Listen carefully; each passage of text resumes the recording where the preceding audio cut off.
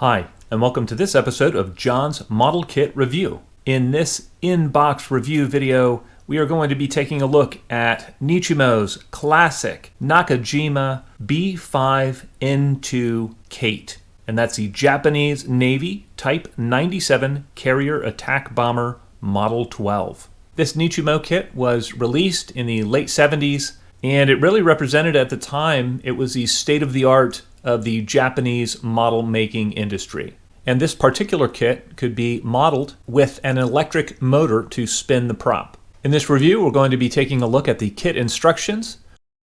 We'll also look at the clear parts included in the kit. We'll take a look at the surface detailing and the plastic parts that are included. And then we'll also take a look at the decals, and I will give my conclusions at the end of this review. Looking at the instructions, in step one, we have two alternate things here. Either we're going to start building the engine and the firewall here and some of the interior details, or we are going to be installing the electric motor and setting the kit up that way. Since the electric motor is not included in this particular kit, that's really not an option, so I would be building it the standard way. Looking on in the instructions, it has the interior of the kit. You can see it's actually fairly comprehensive, a lot of little parts here. In step three, we are putting the interior into the fuselage halves and closing those up. We're also adding the tail planes and the engine cowling to the kit. They've got some instruction painting for the pilots if you choose to do those. In step four, it's putting the wings onto the fuselage and the oil cooler underneath and some of the last detail bits on the top of the airframe. And in the next step, we are looking at the landing gear and the armament that goes on the plane, and there's some options there, whether you want bombs or torpedoes. Final step here is the different color callouts and camouflage schemes of the planes, of which the decals are included in this kit. There's also kind of a neat, it's almost like a placard for the wall, and it just has a side view and a top view of the Kate. Looking at the plastic parts, the first thing we're going to look at is the clear parts, and it has basically a two-piece canopy here. The clear parts look relatively thin. The framing is thin. I would probably recommend masking these with some Scotch tape where you can actually see the thin lines underneath it. But they look of decent quality. They look decently clear. A little dip in future will make them even more clear than that. But they're just not options to open them up. Next, moving on to the plastic sprue A, we have some of the interior and the tail planes. And we'll take a closer look here at the interior. This is the floor of the model. This is a weak point compared to the Hasegawa kit. The Hasegawa kit has a better interior than this. These are the tail planes, and to my eye, I like the fabric detailing. I don't mind the rivet detailing, but these seem a bit on the overdone side. Moving on to the wings, looking at the engraved detail, it's not bad. If you're doing a dark colored plane, I would probably recommend that on this aircraft. And again, that'll kind of tone down some of that overdone detailing. But some of these gaps would be, over an inch wide on a real plane. The rib detail on the fabric surfaces is also really, really overdone. And you can see that in this overhead shot of the wings. Because of the rivet detail, it'll give it a little bit of a quilting effect like you would have on the real aircraft. However, this detailing is just a little bit heavy-handed for my taste.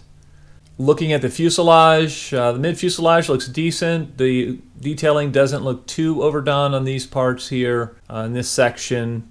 And we'll move along to the rear. And on both of mine, they have some, I don't know exactly what happened here, but they've got some mold glitches on the rear of the fuselage. Looking at the tail, we've got some of that overdone detailing again. You can see the rib detail on the rudder is, again, it's just overdone, and so is the fabric detail, a little bit out of scale. Moving on to the interior of the fuselage halves, there's a couple of sinkholes here that need to be scraped out, and then there's a lot of detail that needs to be kind of detail painted when you go through it. Honestly, this is going to look decent through the kit canopy if you use the kit canopy. If you would replace the kit canopy, you might want to think about putting a resin replacement interior on this kit. Moving on, we have the detail parts sprue. And there are a lot of detail parts, and honestly, the molding on these looks really nice. All of these will look good under a coat of paint and some nice detail painting. And this is going to be somewhat detail painting intensive. And you can see here some of the radios. Most of this is not really going to be too awfully visible through the kit clear parts. Moving on, we have the seats here, and honestly, these are kind of a weak point on the kit. These are going to be some of the most visible parts, and they would really benefit from some extra detailing on them. Next, we have 3 of the pilot figures and radio operator figures here.